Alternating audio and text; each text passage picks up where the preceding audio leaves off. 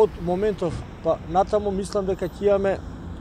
поголем број на пресконференции, поголем број на округли циркалезни маси, поголем број на симпозиуми, консултации со правни експерти и соработка со други странски синдикални структури и организации, првенствено од Балканот, а понатаму и со експерти од оваа бранша кои се на ниво и на Европа. Впрочем, станува збор за проблем кој после распаѓањето на Социјалистичка Федеративна Република Југославија од 1991 наваму, комплетното преструктурирање на општеството на Република Македонија на сите закони кои ги офаќаат во рамките на безбедносните структури се менува во поглед на подобрување на правата на сите оние кои ќе се огрешат од законот, што е добро.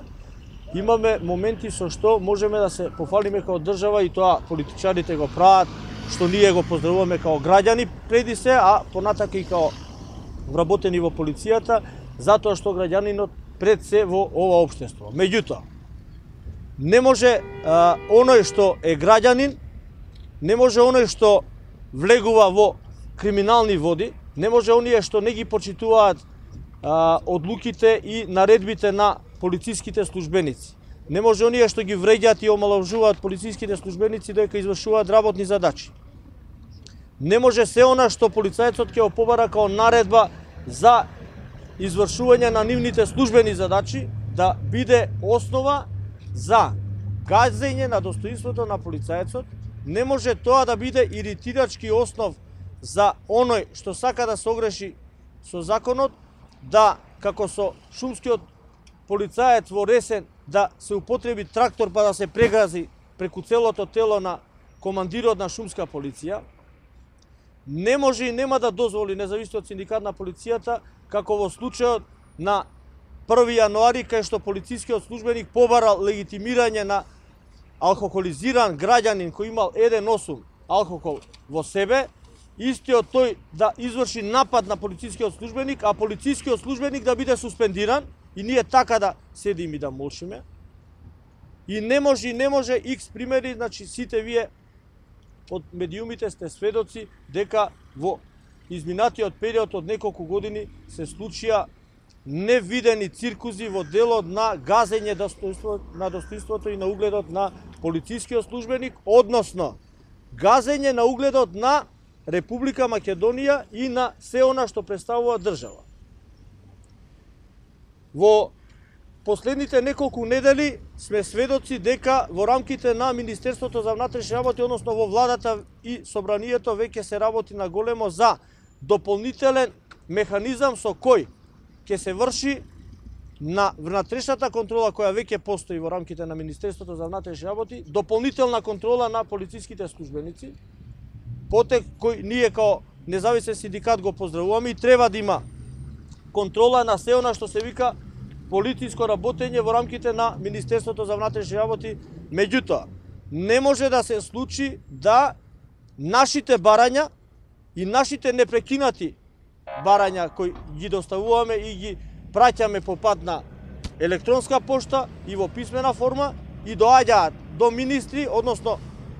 веќе и до премиерот на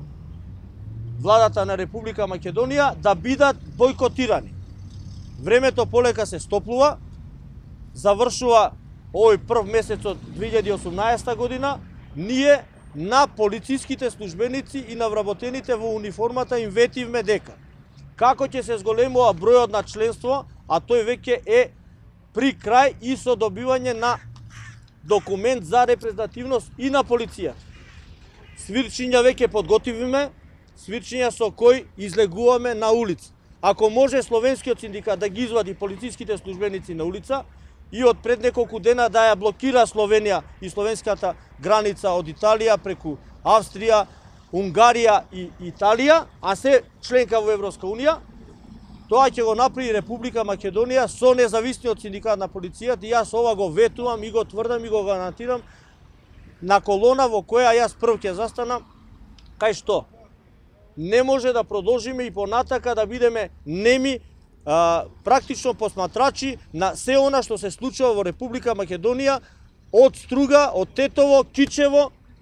Струмица и така натака, полицискиот службеник да биде газен, со тоа да биде згазен угледот на полицискиот службеник и на Република Македонија. Им пренесувам на сите овие министри каде што вчера и беше доставен документот, министерот за правда, министерот за земјоделство, министерот за внатрешни работи и премиерот на владата на Република Македонија, дека од овој момент натака бараме сериозно разгледување на документот кој е пратен, сериозно разгледување и отпочнување на се она што е процес на менување на законите со кои се офатени сите полициски службеници во Република Македонија, така да од овој момент натака топчето е кај нив, они се тие што треба, она што ние го бараме, да отпочнат со процес на менување и на спроведување.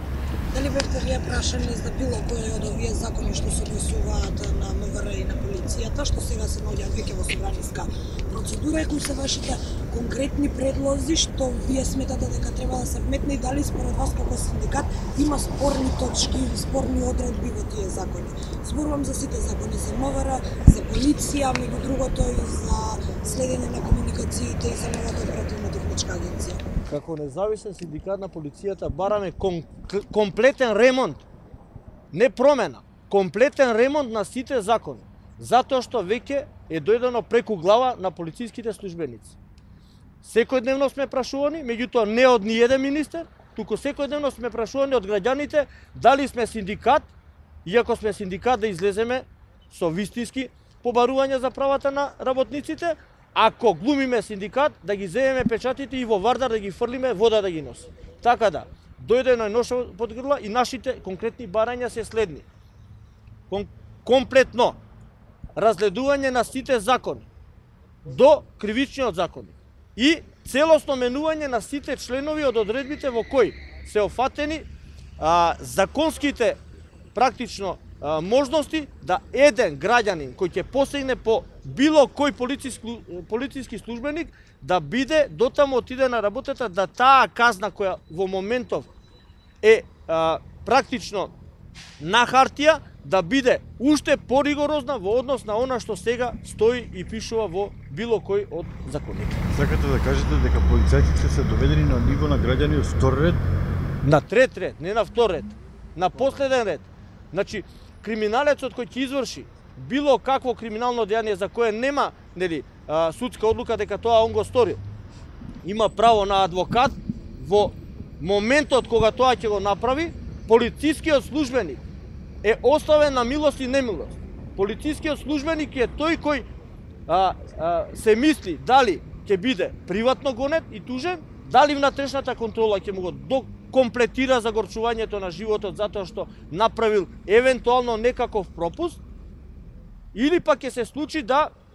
после 3 или 4 години, кога ќе се освести некој од адвокатите и може да земе некој денар пари од граѓанинот, дополнително да го